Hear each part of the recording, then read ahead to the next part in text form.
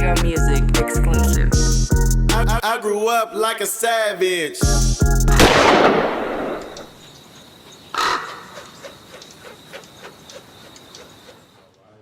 One, two, 1, 2. You now rocking with the No Vultures podcast. You got me, myself, Lord Rap. You got OG Clee going on the way on a vacation. The vacation almost over. Free OG Clee. That nigga been Big Rap for 20 years. That nigga now he want to be Lil Rap. Hey, today we got a very, very, very, very special guest. And this guy ain't new to the show, but I think right now we got to have an understanding with the world. You looking at an icon. You looking at a pillar. You looking at somebody that created a style, somebody that created a whole organization, a movement out of West Oakland. Everybody around the world here, niggas say East Oakland, dumbass East Oakland. This nigga been waving a flag for West Oakland. Like, I'm going to be honest with you. I don't want to disrespect nobody.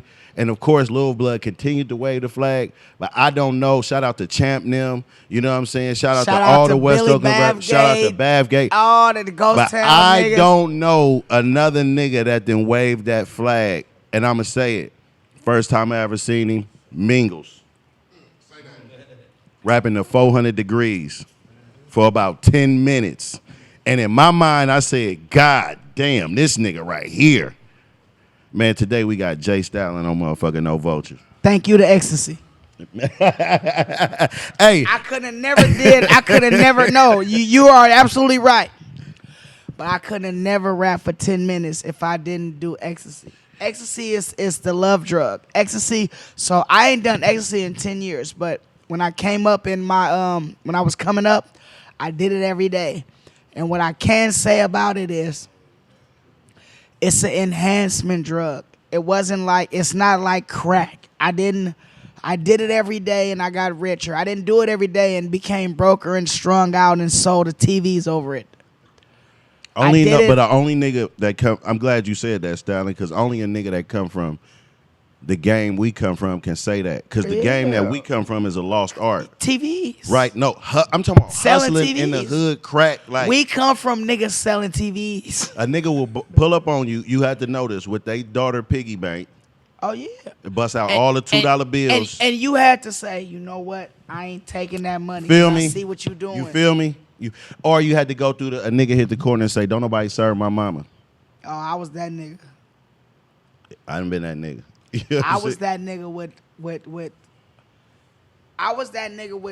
with my close friends, and it never was that hard for me because those were my real friends, and she was so caught up in her addiction she didn't know how close we was. Mm-hmm. So I just told him that and I didn't do it no more. I never had to fight with him, but I went through that too. Just like Don't Serve Baby. Yeah. You know what's crazy when you said that too? I was watching you on Blood Show, right? And he brought up you singing. You said the exact same thing. Nigga, I was high. I understand these little niggas. I understand why they singing. Yeah. And that was the best explanation I ever heard, Stalin. Like, why niggas sing. Like, it makes sense. Like, a nigga really high.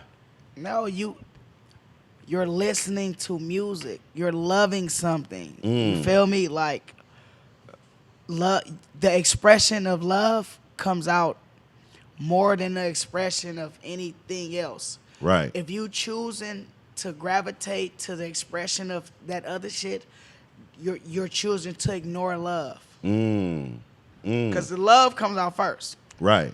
If you choosing to go slide on somebody, you're choosing to ignore God because God told you that those type of emotions come together. That's what I learned about that type of shit. There's not one demon in your ear saying, kill, kill, kill, kill, kill, kill, kill. Right. For every demon that's in your ear saying kill, kill, kill, there's one in this one saying provide, provide, provide. Be a man, focus, focus, focus, work, work, work. It's up to you to which one you want to cater to.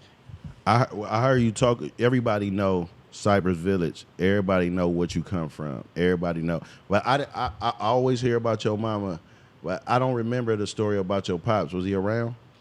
My pops from Brookfield. Okay. So my pops is old school con player, gangster nigga from Brookfield. My pops was a con player. Okay. He was one of them niggas who. Oh, I do know. Okay. He got. I come from Africa. I need you to drive. I did know. I'm tripping. I do know about your pops. I am from Zamunda. I am from Zamunda. I have this money to donate to African church. Right. If you can show me that you are a good Christian and you are a good man, I'll give you this money. You can donate to the church, and I cannot miss my plane. That's that hustle. That's that hustle. I got it. I don't even. I got it. I know it. I've never used it to break. They call it breaking people. Breaking, yeah. I've never used that to break no one. Yeah.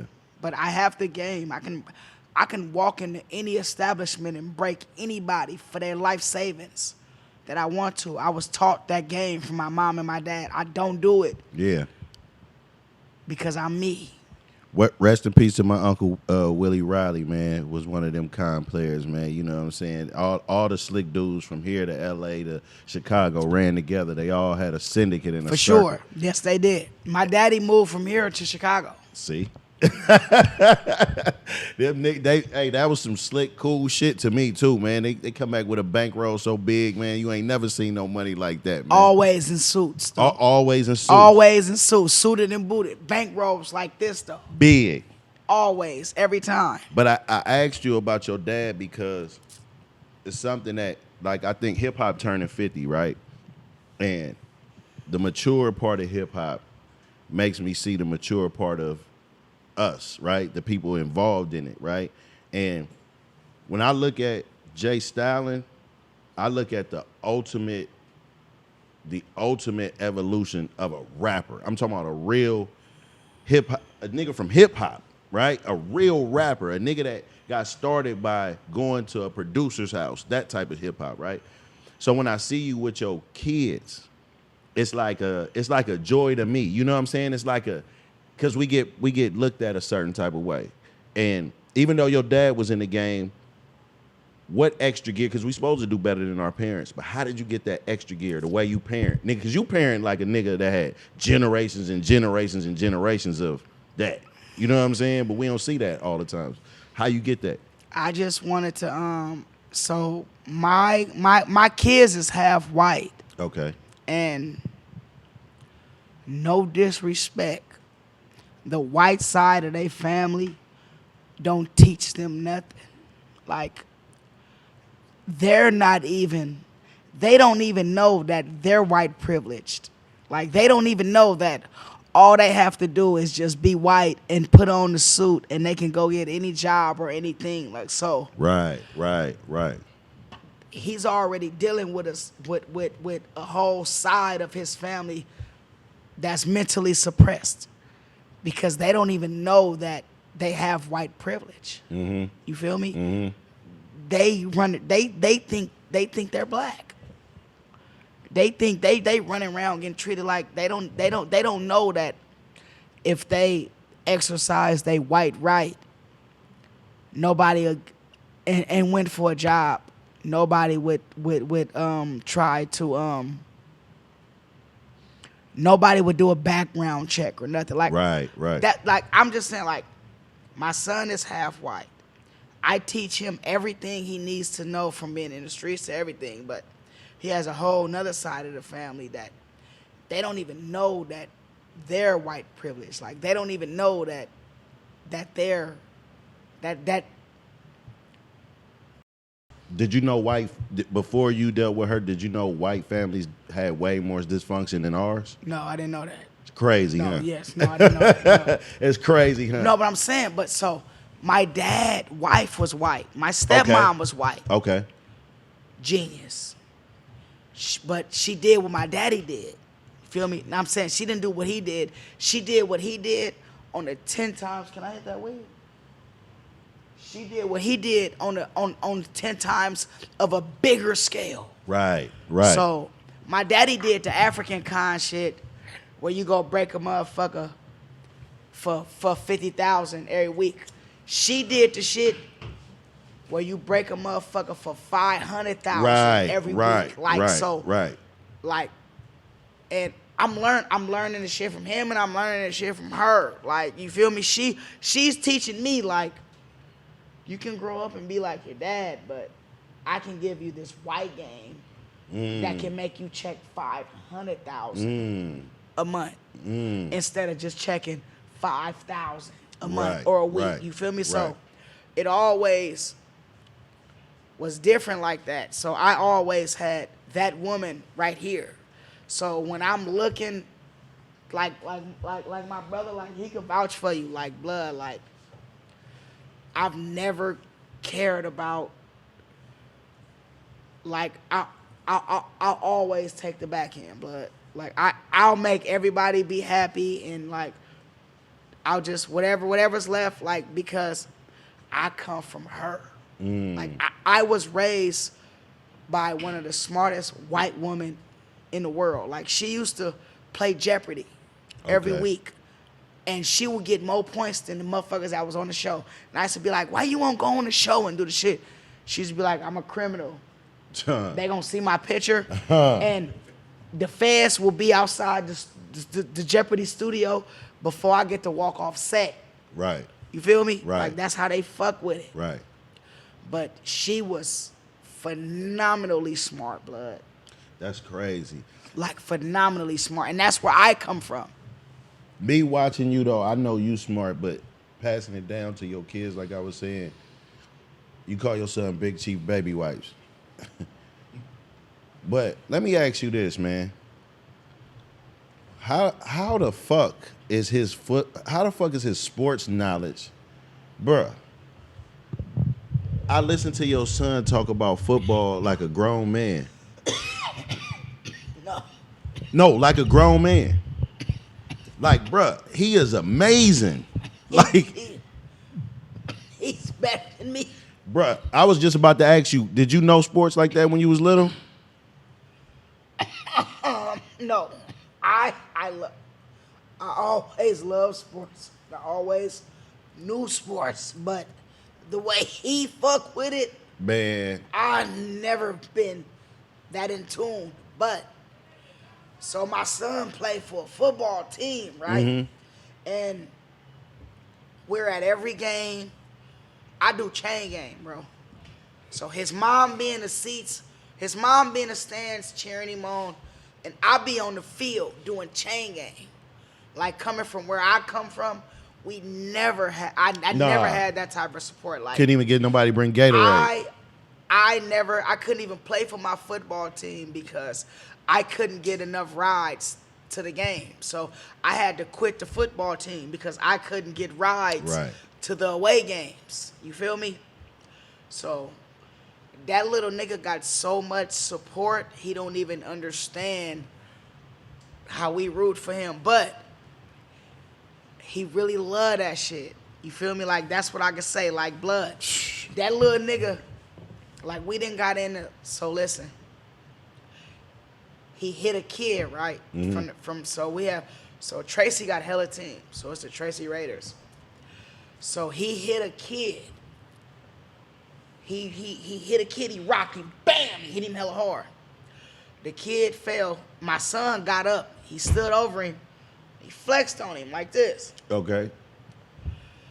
The coach from 18, he knew that was my son. But anyway, the nigga came over to me. He say, "Hey, that was your son, right? That just flexed over my player. Woo, woo, woo." I say, "Yeah." He rocked him. He hit him hard. He should have juked him or something. Woo, Right, woo. right. But to make a long story short, he told me, he like, next time one of your players, next time they do that, I'm going to have one of my nephews whoop their ass. I'm saying not on the team, not on another, not on a, from a whole nother, you feel me? Just from a whole nother. I'm a black man. This is a white man telling me. So you already know what happened. Mm-hmm. Once I said what I said back, it turned into a heat. So once I said what I said back, I said, if you have someone beat up my son, that will be the last person that you ever have beat up. Take it the way you want to take it. Right. They took it as me threatening him. This nigga told, this nigga said he don't feel safe walking to his car. All this, bro. You just said you was gonna have something happen to a child. You just said you was gonna. All I said was, if you gonna do that, just know that's the last decision like that you're ever gonna be able to make in your life. Right. That ain't no threat. I became the bad guy. But That's crazy. That's because of the people that's in power. That's crazy. But that's a true story, bro. That's some crazy shit. I want to go back. I want to go back a little bit, Stalin, right? Because like I said, like we got all the time in the world, bro. We good. Like with this iconic shit, man, and being who you are, like, because I don't think, I talked to Phil about this, right? Y'all come from actually making it in rap, right? You wanted this shit, right? It wasn't as easy as just firing up a studio at your house. You've been doing this shit so long that you had to fuck with somebody. Like, it wasn't no niggas grinding. Like I say, Delinquent's about the only niggas that grind that didn't fuck with nobody else. I'm talking about that, set up their own plays as far as music. Yeah. That shit, you had to be balling. That shit was, or you had to know somebody who knew somebody. Right. Knew somebody who knew somebody to put you in a position to get in touch with somebody. So going into being at DJ Daryl Lab, right? Going back to the end, I just want to know what was the mindset of you, like, because this is one thing niggas know about you too. You are a grinder, right? You come from grinding. Most niggas don't got the vision to leave the block. I'm sure plenty of times you wanted niggas to go with you. Nigga, like, I ain't finna do that rap shit. Nigga, you all doing it. What I'm finna tell you is finna fuck your mind so bad. Okay. I thought that it was gonna happen for me overnight. You know why? Because I knew the DJ Durhams. I knew all the niggas who was already in this shit. So I thought that if I just tapped in with them, they would vouch for me and it'll put me over the top overnight. Like, it's different from a motherfucker who trying to meet all the niggas when they coming into this shit, and a nigga who already know all the, you feel me? Like Jada Kiss said, we will never have power because the people in power are queer. That's not what I'm saying. What I'm saying is, I already knew all the people in power that were here. So I thought that, I knew all the bosses. I thought that I could skip the pawns, the knights, and the rooks because I knew the king and the queen first. That's fine. They can get you to where you want to be. But if you ain't ready for where they gonna put you at, it's gonna put you even lower. And I didn't go through that. But I'm so glad that I didn't, because I was ready to. Right. You feel me? Right. I was ready to. I didn't have no. Listen, first, every up and coming artist, every up and coming wherever, whatever, whoever, if you feel like you ready for that $1 billion meeting, just make sure you got that $1 billion song. Make sure because they don't want to talk. This is not a game of talking. We don't come from, and that's what made me understand the real music game, because we don't come from the talking game. They all blue. I'm just trying to stay racked up like you. Put an 8 in a 1 and do magic. Tryna stretch hair on like elastic. Eco-friendly drug dealer, I don't waste no plastic. Use all 4 corners of that baggie. All I ever wanted was a bankroll. So I pull up on Champ before the bank close. Say no to stank hoes and stank clothes. No paramedic pimpin', nigga, we don't save hoes. Yeah, rest in peace to Lil'